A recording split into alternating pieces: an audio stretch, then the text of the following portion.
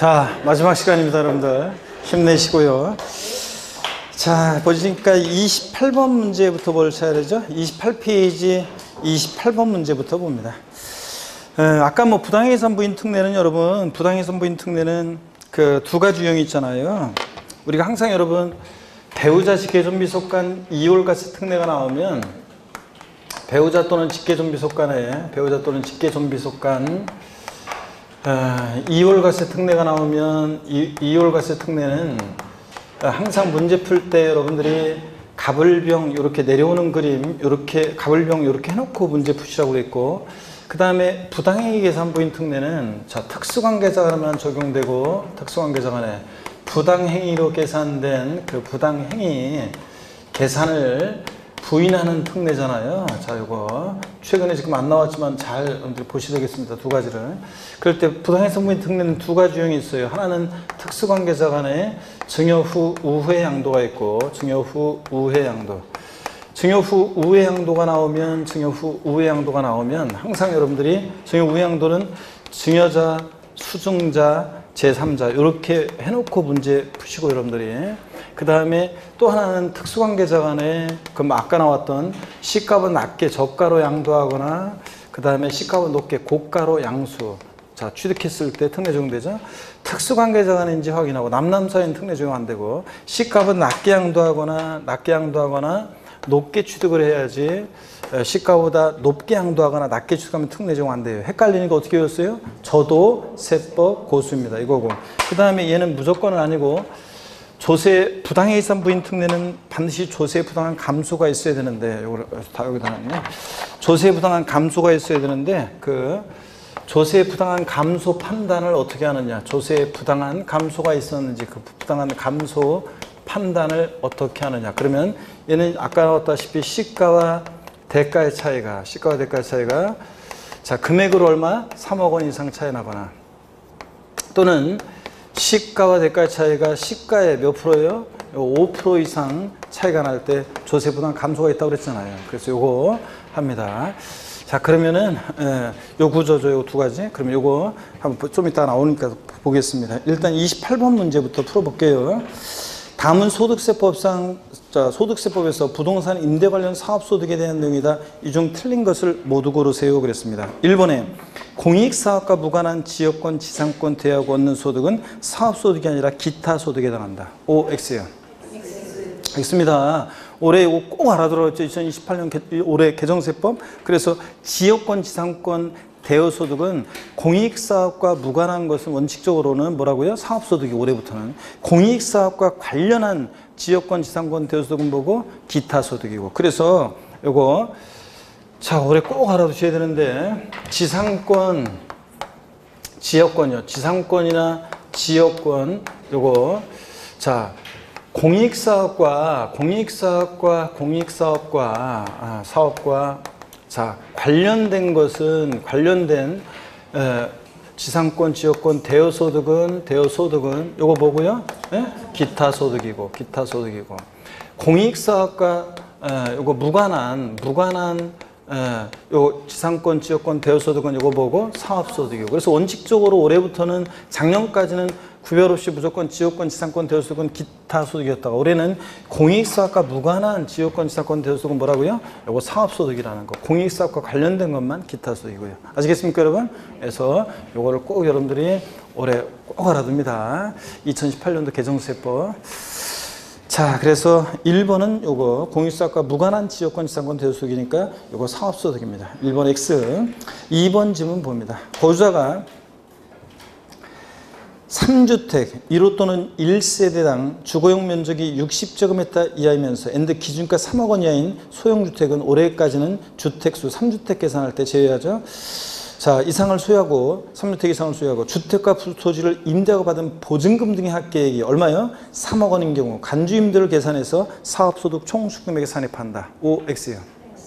우리 소위 말해서 전세주택은 자 3주택 이상이면서 주택수가 엔드 보증금 합계액이 얼마? 3억 원을 초과해야지. 딱 3억 원이니까 간주임대료 계산하지 않습니다. 그래서 간주임대료 계산해서 사업소득 총수금액에 산입하지 않습니다. 3억 원이니까 3억 원 어떻게 했어야 돼? 초과했어야 돼. 보증금 합계액이. 그래서 2번 X입니다. 3번 과세기간 종료일 현재 기준시가가 9억 원을 초과하는 고가주택은 주택수 또는 지역에 관계없이 사업소득으로 과세한다. 우리 월세주택이요. 원래 서술 자체가 우리 법령이 어떻게 되냐면 서술 자체가 월세주택을 임대료 받는 월세주택을 소위 말해서 월세주택에 대한 임대소득에 대한 소득세가 쫙 쭉 규정이 돼 있고 자, 사이드로 이제 전세 보증만 받고 임대한 소위 전세주택에 대한 규정은 사이드로 예외적인 거예요. 그래서 아까 예외적인 것을 2번에서 본 거고 전세주택을 보증만 받고 임대한 전세주택을 3번 같은 거 보세요. 우리가 1개 소유하는 자의 주택 임대수익은 비과세랍니다. 근데 9개 소유의 주택과 고가주택은 주택수 관계없이 과세한다고 그랬죠? 여기서 과세기간 종료 현재 아까 봤어요. 부동산 임대비에서 고가주택 기준시가 9억 초과하는 고가주택은 주택수 1주택이라도 또 지역 국내 등 국외 등 관계없이 사업소득으로 어떻게 한다? 과세한다. 맞죠 여러분들? 네. 4번입니다. 부동산 임대업 또는 건설업자가 판매를 목적으로 취득한 토지 또는 부동산을 일시로 대여, 일시액이었든 뭐였든 부동산을 대여하고 받는 소득은 뭐라고요? 사업소득입니다. 부동산 임대 사업소득이고 5번 자기 소유 부동산을 타인의 담보로 사용하기 하고 사용대가 받는 것은 이것도 민법의 물상보증인 부동산 빌려주고 대가 받은 거니까 이것도 뭐라고요? 사업소득입니다. 역시 6번 미등기 부동산을 대여하는 소득은 기타 소득이다.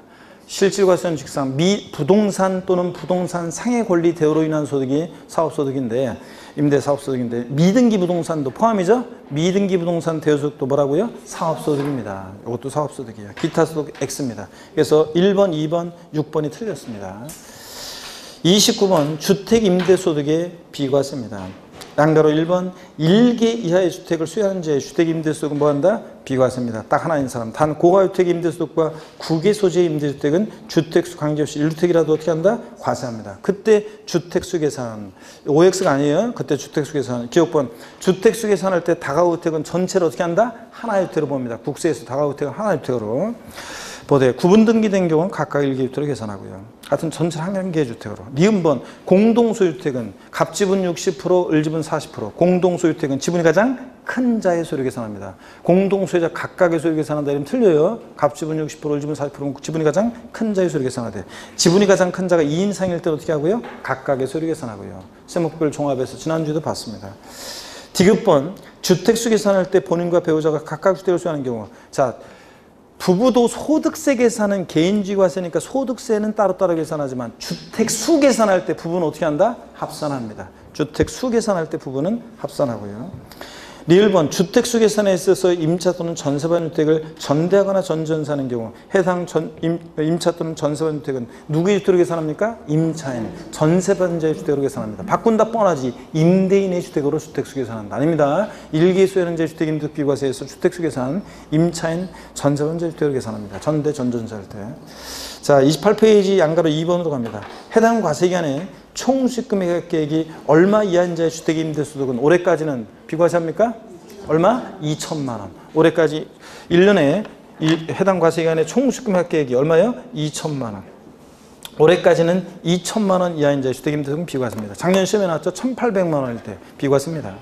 30번 봅니다. 상가 임대는 한 채든 두 채 임대했든 월세 계약 형태로 임대했든 전세 보증만 받고 임대했든 상가는 무조건 어떻게 한다? 과세입니다. 상가 임대는 무조건 과세예요. 주택 임대가 이제 주택수나 월세 전세 계약 형태로 임대냐에 따라 달라집니다. 1주택 소유하는 자가 월세 계약 형태로 임대했다. 1개 소유자의 주택 임대수는 뭐합니까? 비과세입니다. 단 고가주택과 9개 소유주택은 1주택이라도 어떻게 하고 과세하고.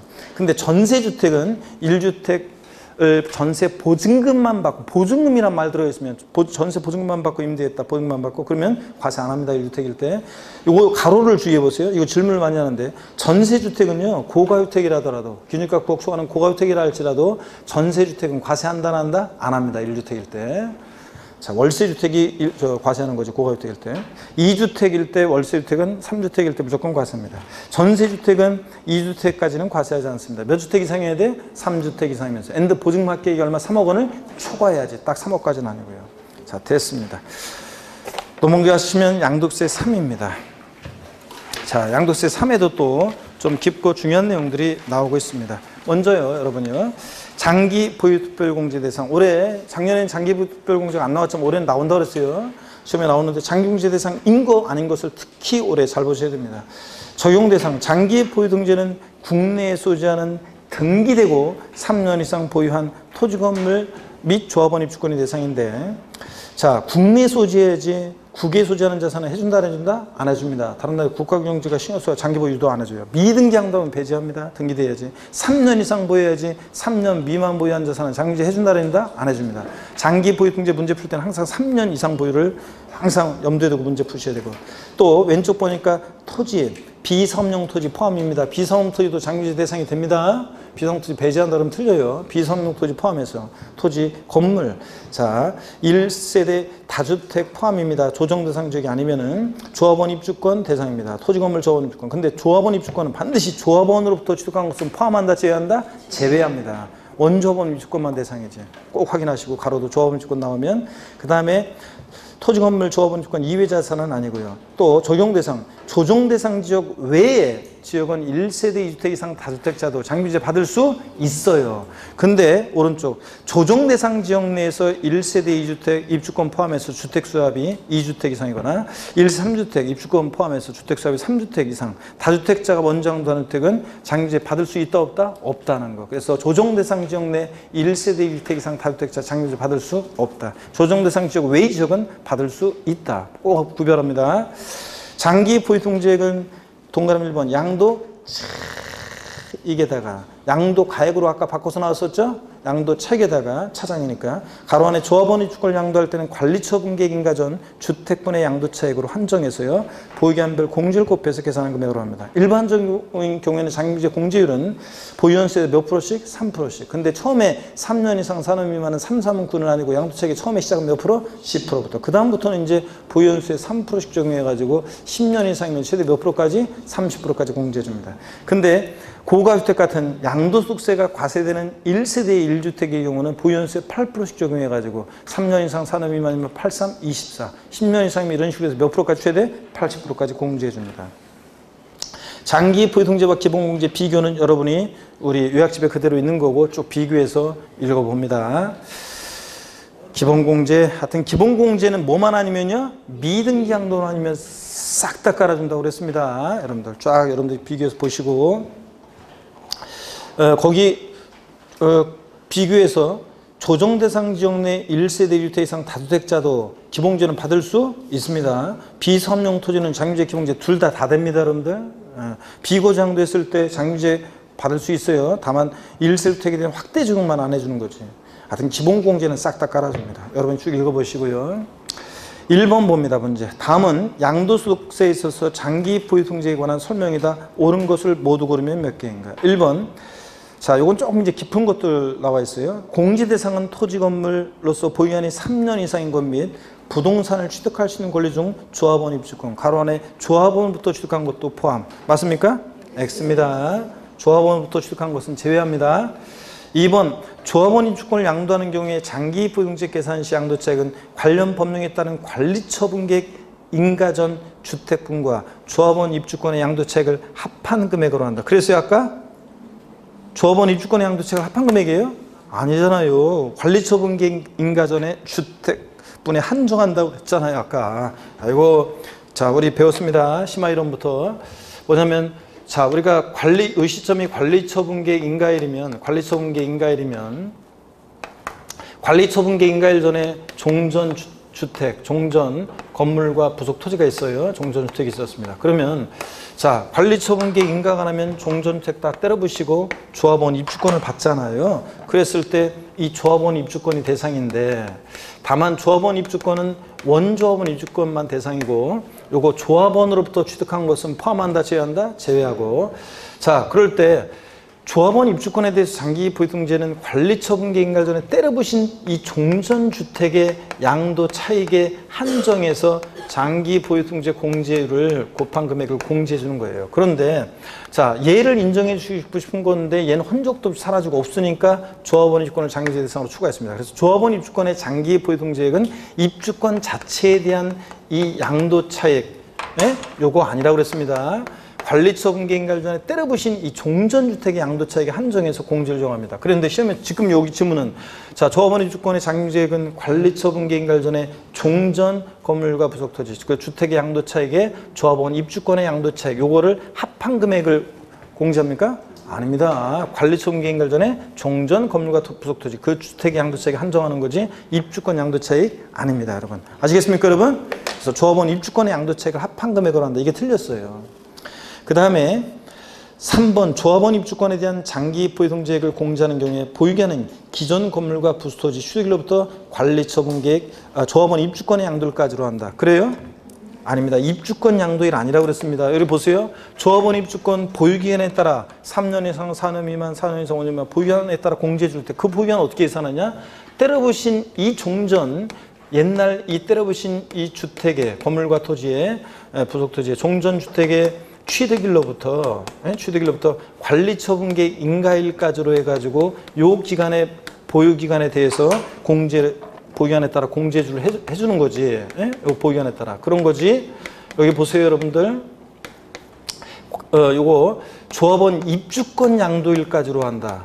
X죠? 입주권 양도일이 아니야. 하여튼 조합원 입주권은 아니에요 여러분들. 입주권 양도일이 아니라 여기 깊은 내용이지만 자, 때려부신 관리처분계획 인가일 전에 때려부신 종전주택의 취득일로부터 관리처분계획 인가일까지로 해가지고 보유기간 계산합니다. 아시겠습니까 여러분? 입주권 양도일이 아닙니다. 이거 입주권 양도일까지로 한다니까 틀렸어요. 자, 그 얘기고. 그 다음에 4번 질문 봅니다. 법령이 정하는 비사업용 토지는 장기 보유동지의 대상이지만 조정 대상 지역 외에 1세대 2주택 이상 다주택자는 공제받을 수 있다. 맞습니까 여러분? 예? 비사업용 토지 장유지 대상이 아니라고 그랬어요? 아까 대상이 된다고 그랬죠? 앞동네 틀렸습니다. 비사업용 토지 장유지 기본세 다 받을 수 있다고 그랬잖아요. 뒷동네는 맞아요. 뒷동네는 맞아요. 조정 대상 지역 외에 1세대 2주택 이상 다주택자는 공제받을 수 있다. 조정 대상 지역 외니까. 그래서 앞동네 틀렸습니다. 5번 가업상속 공제가 적용되는 비율에 해당하는 자산의 경우는 가업을 그냥 물려받는 거니까 피상속인 취득한 날부터 기산한다. 이건 맞아요. 자, 그래서 틀린 것은 여러분 1번 틀렸고 2번도 틀렸고 3번, 4번 다 틀렸고 뭐가 맞아요? 5번만 맞습니다. 5번만. 2번 봅니다. 보유기한의 기산점이요. 우리가 보유기한 계산할 때 상속받은 자산은 역사가 다 언제 시작된다고요? 상속개시로부터. 근데 어느 경우만 세율 적용 시에만 피상속인 취득일로부터 보유기한 계산한다는 거. 상속개시 아니라는 거 꼭 기억합니다. 세율 적용 시만. 증여받은 자산은 다 증여받은 날로부터 양도일까지로 하고요. 배우자 직김 소속한 이율과세 특례 적용될 때는 당초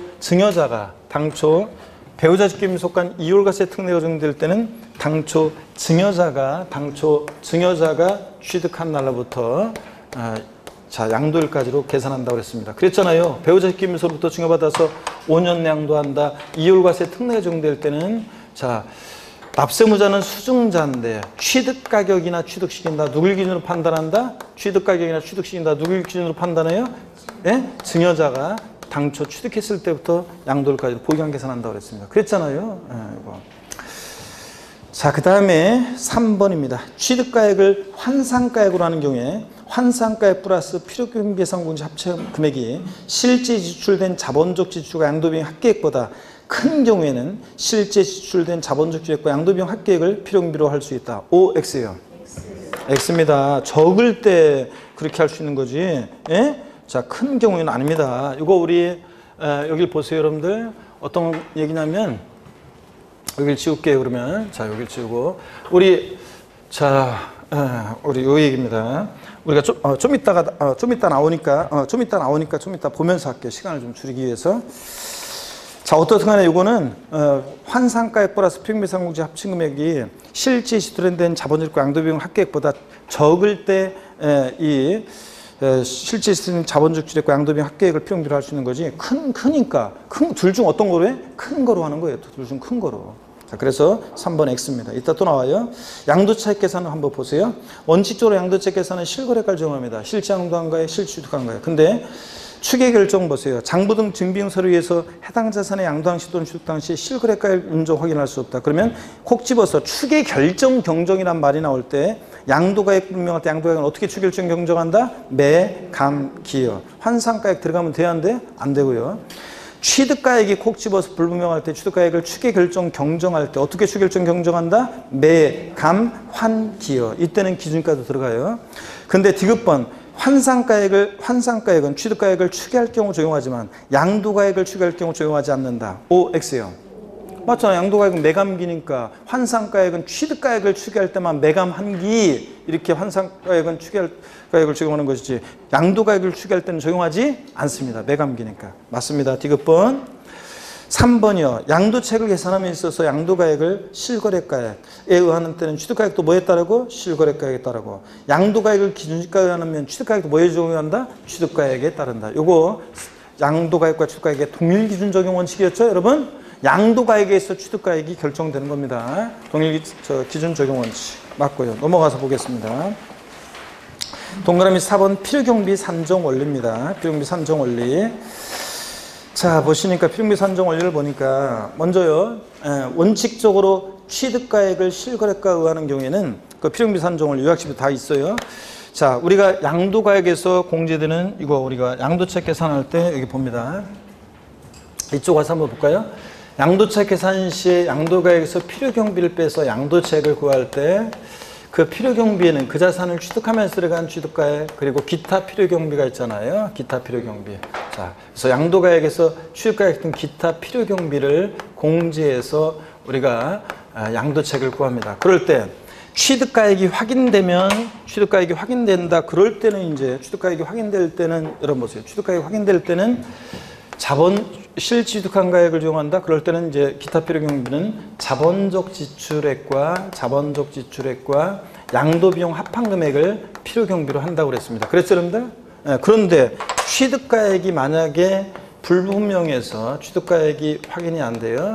그래서 취득가액을 추계 결정 경정하거나 등 취득가액을 추계해서 정할 때는 취득가액은 어떻게 추계해서 정하느냐? 취득가액 분명하면 매, 감, 환을 적용합니다. 일반적으로는. 근데 추계 결정 경정이란 말이 들어있을 때는 또는 기준시가도 적용합니다. 그래서 이렇게 해서 취득가액을 이렇게 매감한기 이렇게 추계해서 정할 때는 기타 필요경비는 취득가액 이런 것들을 적용할 때는 기타 필요경비 일일이 들어간 비용 적용하지 않고 어떻게 한다고 그랬어요? 자산별로 일률적으로 우리가 필요경비 계산 공제액을 적용한다고 그랬습니다. 다 거기 나와 있어요. 지금 필요경비 계산 공제액을 적용합니다. 그럴 때 필요경비 계산 공제액은 어떻게 적용하느냐? 필요경비 계산 공제액은 어떻게 적용하느냐?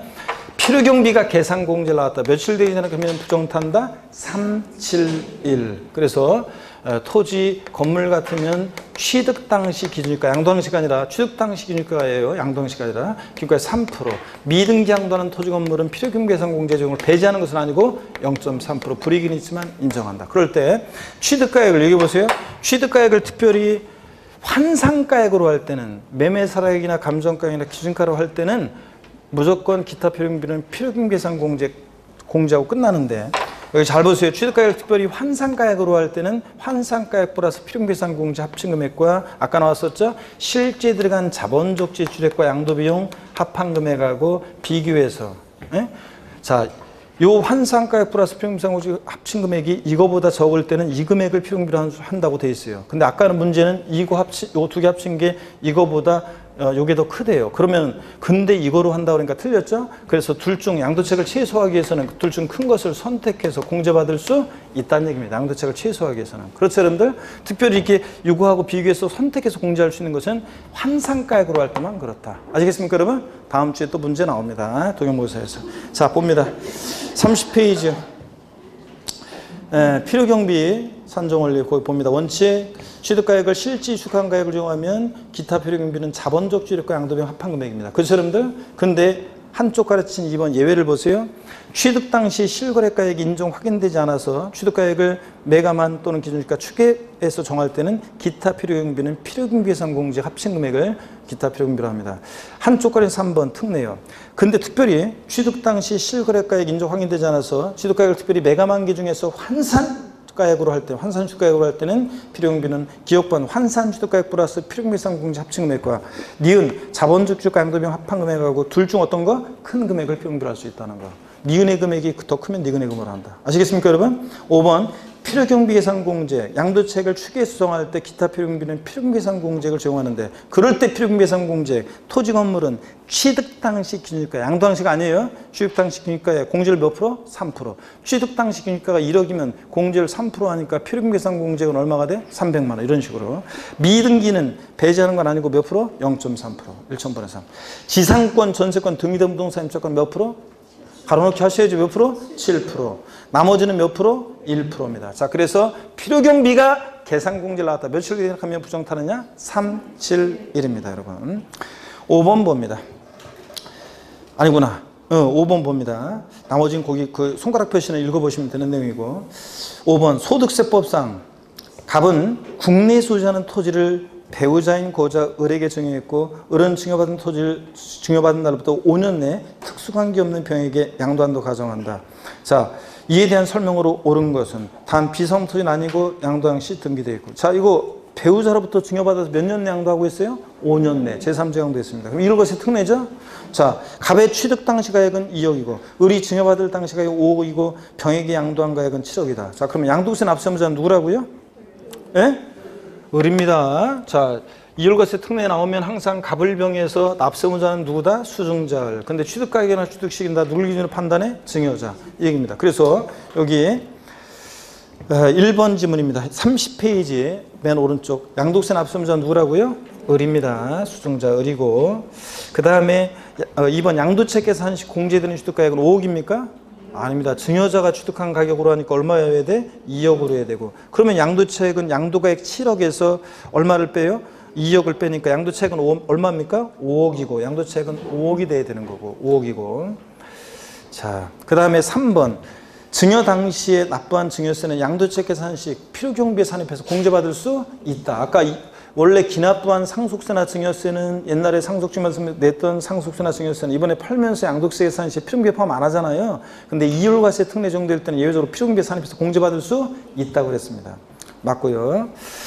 3번 맞고 4번 장기 보유등재액은 토지 양도차익에 을이 토지를 증여받은 날부터 기산한 부기한별 공제를 곱해서 계산한다. 그래요 여러분들? 아닙니다. 당초 증여자가 취득한 날부터 취득 시기는 다 증여받은 날이 아니라 당초 증여자가 취득한 날부터 양도일까지 보기한 계산하죠. 이건 다 증여자를 기준으로 판단합니다. 그래서 당초 증여자 갑이 취득한 날부터 증여자 갑이 취득한 날부터 보기한별 공제를 곱해 계산하고. 5번 갑과 을은 연대납세의무가 있다 없다? 에? 연대납세의무가 있어요 없어요? 없습니다.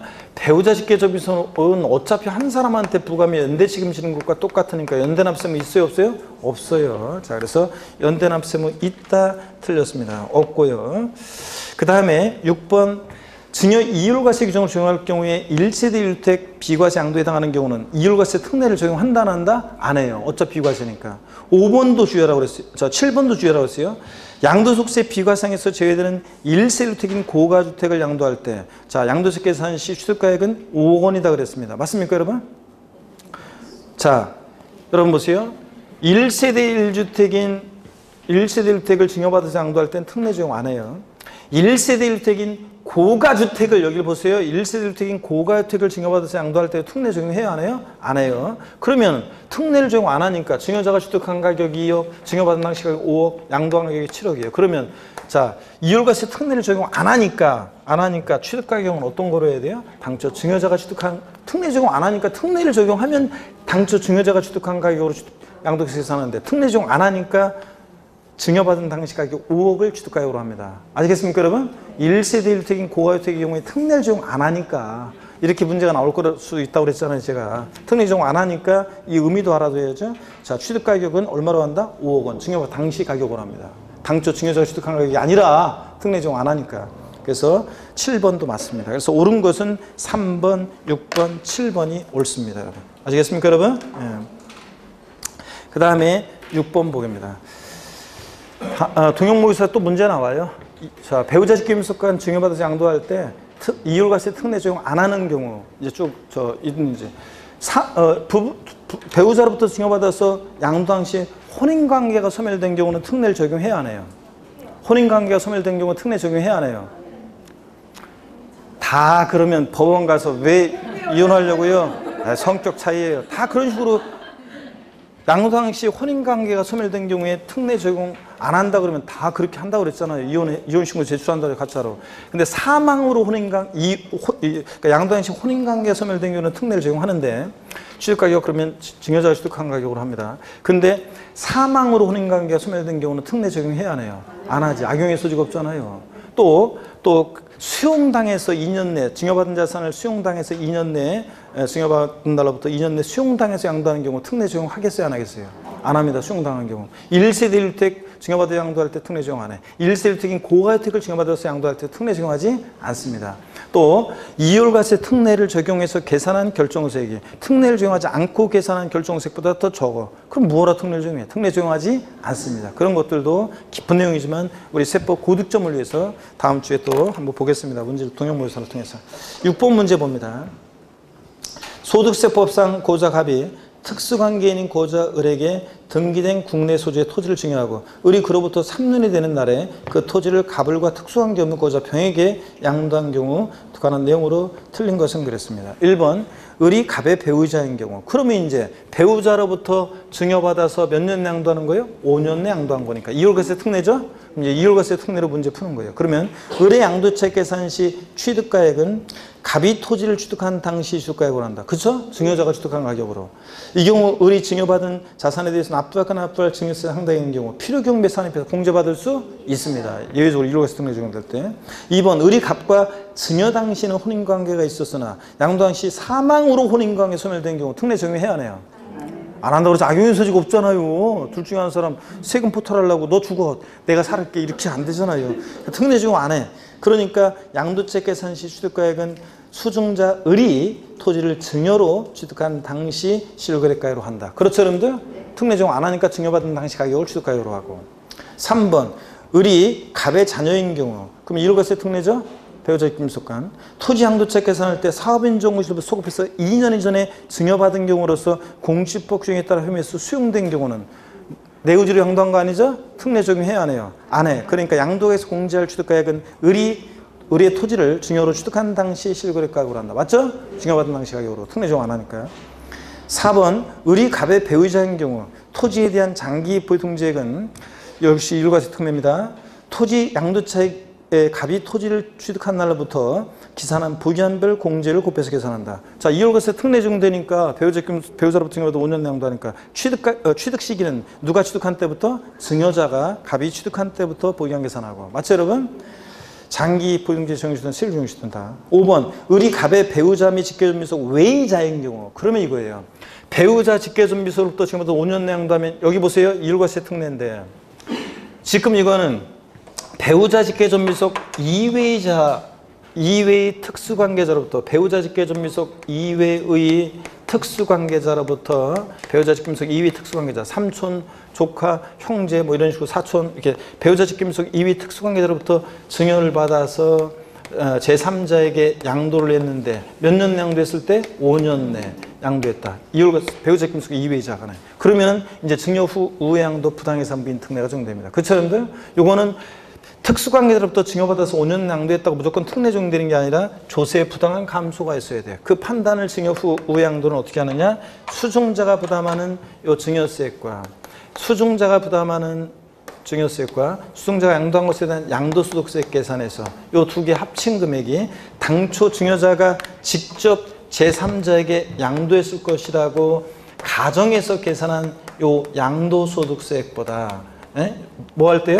이게 두 개 합친 게 요거보다 뭐 할 때? 더 적을 때는 지가 직접 양도하면 세금 더 나올 것 같은 거 우회로 돌렸다고 봐서 얘네들의 계산을 싹 어떻게 합니까? 얘네들 계산을 부인합니다. 싹 부인해. 수증자한테 증여세 부과장고 양도세 부과장고 당초 증여자가 직접 양도한 것으로 봐서 누가 납세문자가 돼? 당초 증여자가 납세문자가 되고 취득가격이나 취득시도 다 누굴 기준으로 판단해? 당초 증여자가. 이거 얘기입니다. 그래서 계산을 싹 부인. 그래서 이제 보세요. 5번은 을이 갑의 배우자 직계존비속 외의자인 경우 그러면 증여 후 우양도 부당해산부인 특례예요. 을의 증여세와 양도세 합한세액이 갑이 직접 병에게 제3자에게 토지를 양도한 것으로 간주해서 계산한 양도세보다 적을 때는 갑이 병에게 직접 양도한 것으로 갑이 여기 보세요. 당초 증여자 갑이 제3자에게 직접 양도한 것을 보지 않아요? 직접 양도한 것을 봅니다. 자, 그래서 틀렸습니다. 5번이 직접 양도한 것으로 봅니다. 자, 그러면 됐고요. 넘어갑니다. 7번입니다. 자, 배우자식끼리 분속한 증여유산에 대한 이율과세 특례 적용되지 않는 경우 쫙 몰아놨습니다. 아까 제가 다 설명을 드렸습니다, 여러분. 예? 그래서 저 수용된 경우, 양도당시 혼인강에 소멸된 경우는 특례 적용하는데 사망으로 혼인강에 소멸된 경우 특례 적용하지 않고 1세주택 비과세 양도에 해당할 때 1세주택인 고가주택을 양도할 때 미음번 증여 이율과세 규정을 적용해서 계산한 양도 결정세액이 증여 이율과세 규정을 적용하지 않고 계산한 결정세액보다 더 적어. 그럼 뭐하러 특례 적용해? 이런 것들. 그래서 미음번이 작년 개정세법이고 추가된 거고 리을번이 리을번이 재작년에 추가된 거고. 자, 이렇게 해서 반드시 이거 특례 적용하지 않는 경우. 특례 적용하지 않으면 아까 취득가격은 증여받은 당시 가격을 취득가격으로 한다는 거. 아까 문제 봤죠, 여러분들? 이런 경우 특례 적용하지 않는다는 거. 자, 8번 봅니다. 주택을 취득한 후 취득한 갑은 1년을 보유한 후에 사망했습니다. 그 상속인인 자녀가 무주택자가 상속계 시로부터 8개월을 보유한 후에 상속 등기하고 그 다음 달에 주택을 양도했다면 그러면 9개월이 증여받아 상속받고 나서 9개월이 되는 때 양도한 거네요. 이 경우 소득세법에 의한 양도세 적용 세율은 얼마인가? 자, 요거 자, 1세대 주택을 상속받아서 요거 양도할 때 요거 했습니다. 자, 세율은 몇 프로 적용돼야 됩니까? 예? 만약에 세율 적용 시에도 상속계 시로부터 보유한을 기산했다 그러면 여기 보세요, 지금. 자, 요거 이런 얘기잖아요. 자, 돌아가신 피상속인을 상속인 그다음에 제3자 그랬을 때 자, 1세대 1주택을 지금 증여받아서 양도합니다. 1세대 1주택이 아니죠, 지금? 뭐예요? 아파트네. 주택이네요, 주택. 네, 맞아요. 하여튼 주택을 양도하는데 1세 주택이란 말이 없고요. 자, 돌아가신 분이 얼마 보유했대요? 1년.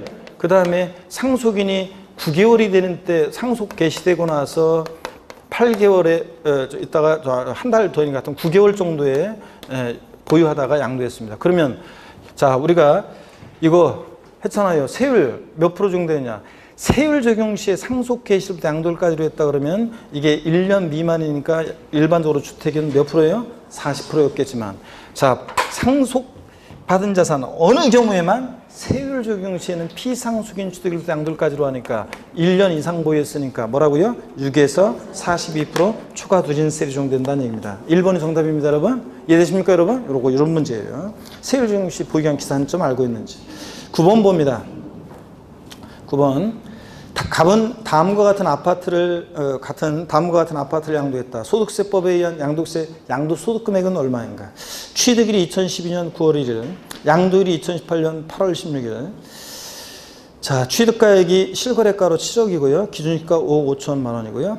양도 당시 실거래가액이 12억이고 기준가 9억입니다. 자, 이렇게 양도소득세 계산하는 시에 뭘 구하라는지 잘 봐야 돼요. 양도소득 금액 구하라고 그랬죠? 가필 차장 소 구하래요. 그러면 이런 문제 나오면 당연히 양도책 계산할 때 기준시가도 있고 실거래가가 있는데 실거래가 확인되면 뭘 적용해야 돼? 실거래가로. 그럼 양도가액은 12억이고 취득가액은 7억 원. 거기다가 취득세나 소개비 등 기타 필요경비가 1억 원. 자, 1세주택이고 비과세권 모두 충족했다. 자, 딱 보니까 이거는 딱 보니까 고가주택이 아니에요? 고가주택입니다. 고가주택이란 말이 없어도 실지 양도한 가액이 얼마예요? 12억. 9억 초과했잖아요. 비과세 요건을 갖춘 고가주택이 양도책 계산입니다. 알겠네. 그렇죠, 여러분들? 자, 그래서 그러면은 자, 비과세 요건을 충족한 고가주택의 양도책 계산이에요. 그러면 자, 여러분, 그러면 문제. 자, 그러면 실거래가액 9억 원 기준에서 9억 초과예금 과세 9억까지는 비과세. 그러니까 전체 양도책, 비과세권을 갖추는 고가주택 양도책 계산은 전체된 양도책 12억에서 취득가액 등 기타 필요비 빼니까 얼마예요? 여기 12억에서 취득가액하고 기타 필요비 빼니까 얼마냐고요? 예? 아이고, 이것도 왜 대답을 못하셔? 12억에서 취득가액 기타 필요비 빼니까 얼마냐고 합한 걸. 예? 아이고, 이런 것도 답이 헷갈리네. 미치겠네.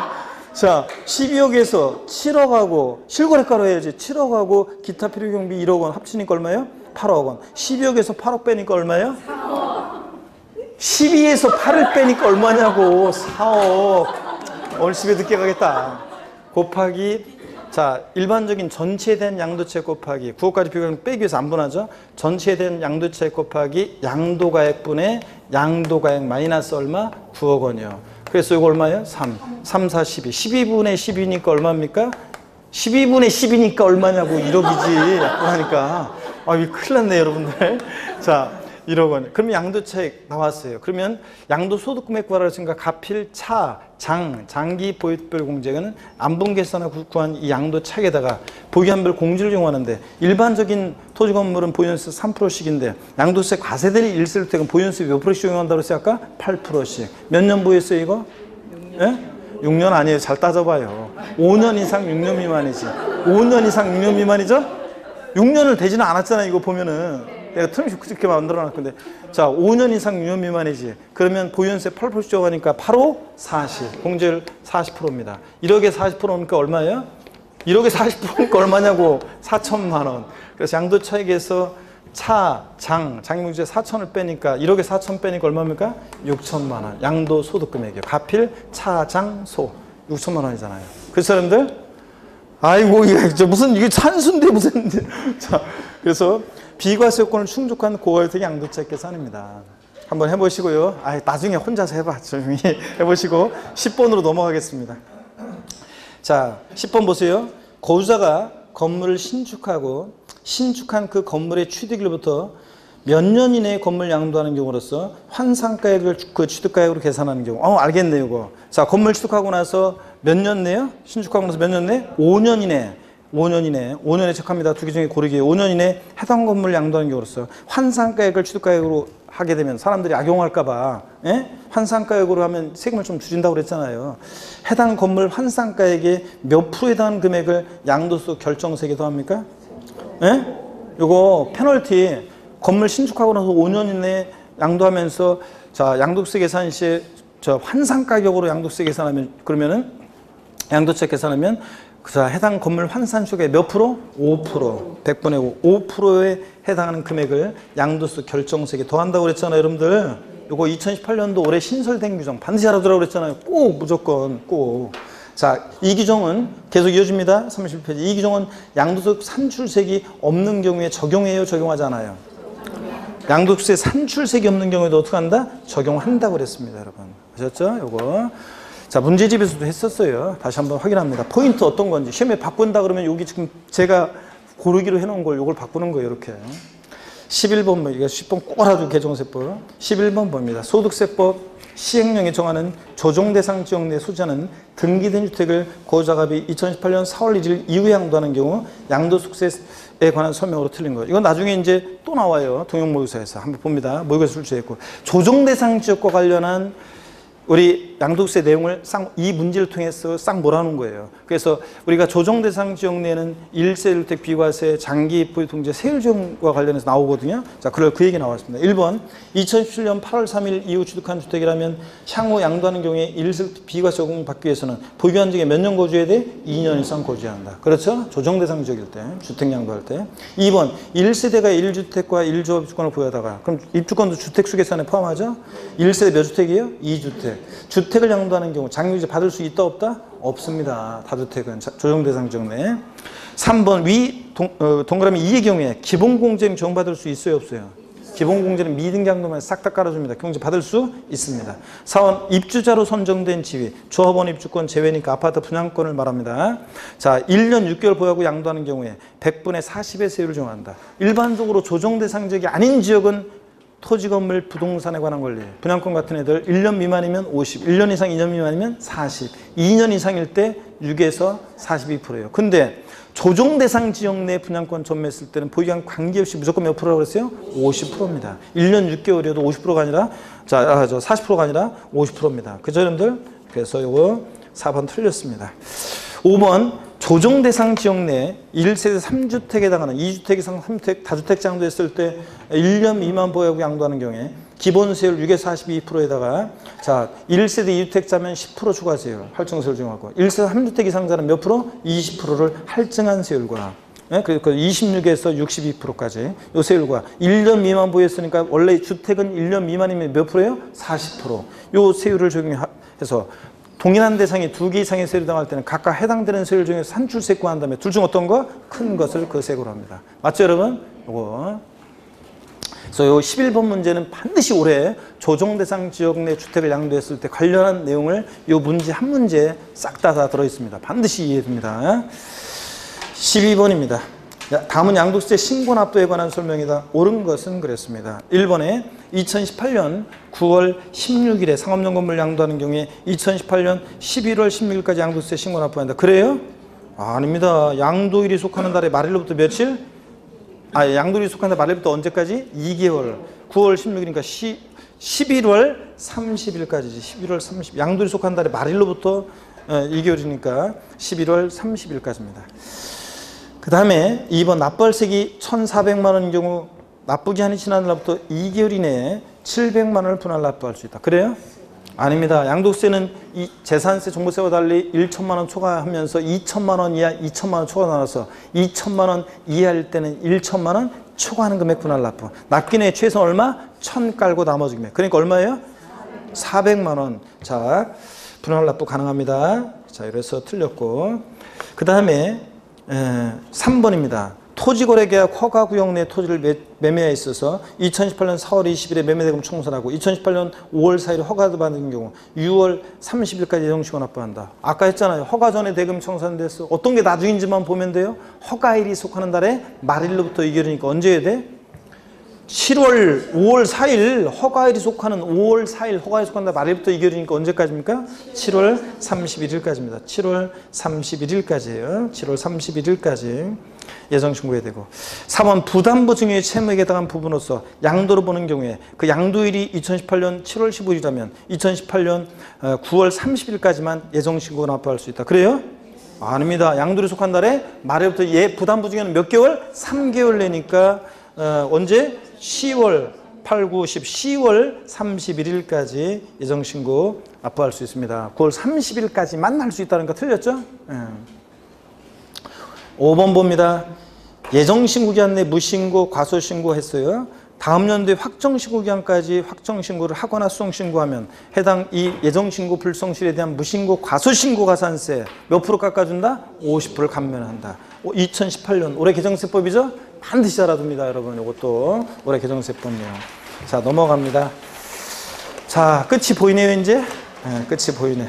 마지막 장입니다. 여러분 힘내시면서 소득세 총설 및 그거 봐. 아까 여러분들이 이런 거 몇 번만 안 했으면 오늘 좀 더 시간 내에 끝나는 건데 몇 번 하다 보니까 이게 좀 딱 그 시간이 그만큼 걸린 거예요. 트랙이 또 딱 2시까지 딱 농담까지 포함해서 딱 2시 딱 끝내게 돼 있는 건데. 자, 힘내시면서 여러분 좀만 보겠습니다. 소득세 총설 및 국외재산의 양도세입니다. 1번 소득세법상 국외재산의 양도에 대한 설명으로 옳은 거. 옳으면 O, 틀리면 X요. 1번 양도책 계산 시 필요경비 외환선은 수령하거나 지출한 날 현재. 여기가 포인트라고 그랬죠? 수령일 또는 지출한 날 현재 외국환 거래법에 의한 기준환율 또는 재정환율에 의한다. 맞습니까, 여러분? 네, 맞습니다. 수령하거나 지출한 날 현재지 이거 그 등기일 현재, 양도일 현재 그럼 틀려요. 등기일 X, 양도일 X입니다. 수령하거나 지출한 날 현재. 이게 포인트입니다. 기준환율, 재정환율을 계산하고. 2번 미등기 국외토지에 대해서는 양도세 세율은 70%이다. 국외재산은 등기, 기준시가 이런 거 적용이 있어요, 없어요? 없어요. 국외에 소지하는 자산은 부동산 등은 주식 빼놓고는 무조건 국외 자산은 등기 여부 보유한 관계없이 무조건 뭐다? 6에서 42%입니다. 보유한도 관계없어요. 무조건 6에서 42%입니다. 그 다음에 3번 양도소득 기본공제는 적용되지만 장기 보유자는 국외산의 경우 보유한이 3년 이상인 경우에만 적용한다. O, X요. X입니다. 3년 보유했어도 장기봉제 받을 수 있다 없다? 없어요. 국외산의 경우 장기보유 안 해줍니다.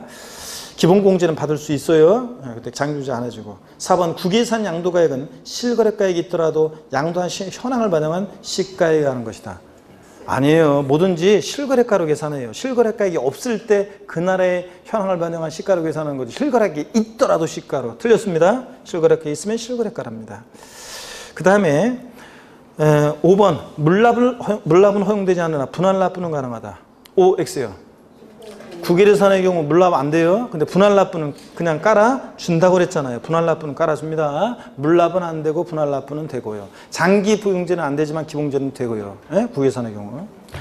6번 만약 고소자가 국내 주택, 등기되고 고가주택이 아닙니다. 국외 1주택을 소유한 경우 국내 주택을 먼저 양도한 경우에 1세대 주택으로 비과세 받을 수 있다. 국외에 소지하는 자산은 주택수계산에 포함해야 하네요? 안 해요. 양도는 이제 국내만 1주택이면 돼요. 그러니까 해외에 있는 주택 상관없어요. 국내만 1주택이면 자 1세대 비과세에 적용받을 수 있습니다. 맞아요.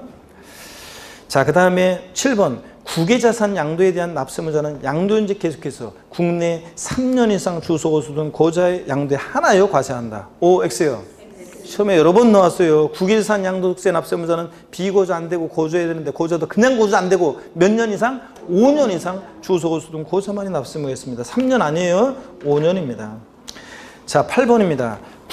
고자의 국외에 있는 부동산을 양도하는 경우 양도세 세율은 등기 여부, 주택수, 보유기간에 관계없이 과세 표준금의 크기에 따라 6에서 42% 세율이 적용된다. O, X요. 맞습니다. 등기 여부, 주택수, 보유기간 관계없이 무조건 국외에 소지하는 부동산은 6에서 42% 초과세율입니다. 이거 맞고요. 8번. 9번 국외 양도소득에 대해서 납부하거나 납부할 양도세액은 산출세에서 공제하거나 필요경비 산입하는 방법 중에서 하나를 선택해서 공제받을 수 있습니다. 이거 산출세액으로만 세공제 방법으로만 공제한다 그러면 틀려요. 외국에서 세금 낸 거 공제해 줄 때 둘 중 선택해서 공제받을 수 있습니다. 10번 국외자산을 양도하는 경우에 기준시가에 관한 규정도 국내산 양도에 관한 규정을 준용한다. 아이고 우리가 전 세계 부동산 어떻게 기준시가를 매겨요? 기준시가 등기여부 적용 없습니다. 그래서 옳은 것은 1번, 5번, 6번, 8번, 9번입니다. 1번, 5번, 6번, 8번, 9번이요. 아셨죠 여러분? 예. 2번 라스트 문제입니다. 다음은 소득세법상 납세무자에 대한 설명에다 틀린 것을 모두 고르세요. 고르시오 이러지 않고 친절하게 고르세요 이렇게 했습니다. 아니에요. 어떨 때 고르시오 해놨다가 그건 이제 그 공식적인 문제 뭐 전국모의고사 같은 거라든가 공식적인 문제나 그렇지 여기 우리끼리 공부하는데 고르시오 이러면 좀 예의가 아닌 것 같아가지고 고르세요. 자 고르세요 여러분들. 1번 국내 주소나 183일 이상 거소를 두지 아니한 개인은 국내 원천소득만 납세무가 있다. 비고자라는 얘기잖아요. 그러니까 국내 원천소득만 납세무가 있죠. 비고자는 국외소득은 납세무 없고 마돈나 우리나라에서 발생한 소득만. 그래서 맞고요. 2번 고자는 국내 주소를 두고 있거나 1년 이상 거소를 둔 개인을 말한다. 아닙니다. 1년이 아니라 183일 이상 거소 둔 자. 183일 이상 거소 둔 개인을 말합니다. 183일이요. 3번 공동으로 소유한 자산에 대한 양도소득금액 계산한 경우에 해당 자산을 공동으로 소유하는 각 고자가 납세를 진다. 올해 2018년도 명확하게 하기 위해서 신설된 규정입니다. 공동소유자는 각 고자가 각각 납부할 의무를 지는 거지 연대 납세무가 있다 없다? 없습니다. 3번 맞습니다. 각 고자가 각각 납부할 의무를 줍니다. 연대 납세무 없고요. 4번 32페이지 2번 문제 4번 국내 주소를 둔 기간이 183일 되는 날 또는 국내 거소를 둔 날에 비고자가 고자로 전환된다. 자 요약집에서 한번 봤었죠? 이거 뒤바꿔져 있습니다. 자 주소는 주소를 둔 날부터 왜냐면 거주자라는 게 주소가 있거나 아니면 주소 없더라도 183일 이상 거소 둔 자니까 주소를 둔 기간이 183일 되는 날 아니죠? 주소 둔 날부터. 거소는 거소를 둔 날이 아니라 거소를 둔 기간이 183일이 되는 날부터 뒤바꿔져 있습니다. 거소를 둔 기간은 183일 되는 날부터 비거저가 거저가 됩니다. 시험에 한 번도 안 나왔지만 혹시 몰라서 봅니다. 5번 해당 과세기간 종료일 10년 전부터 국내 도업 5년 이하의 주소고소를 둔 외국인 고자 미녀들에서 나왔던 따로 자밀라 이런 애들 얘기한 거예요. 국내로 송금된 국외발생소득과 국내에서 지급된 국외발생소득에 대해서는 이런 외국인 고자도 납세무가 있다 없다? 있습니다. 그래서 5번 맞습니다. 그래서 틀린 것은 2번하고 4번이 틀렸습니다. 자 이렇게 해서 되어 있고 여러분에게 드리는 그 한 장 간페이지 끝에 글이 있습니다. 시험 전날 이미자가 부르는 동백아가씨 이 세계 최고의 소리꾼 장세균 동백아가씨를 들으면서 여러분 합격을 소원하겠다는 약속은 반드시 지켜줍니다. 여러분들 얼굴을 떠올리면서요.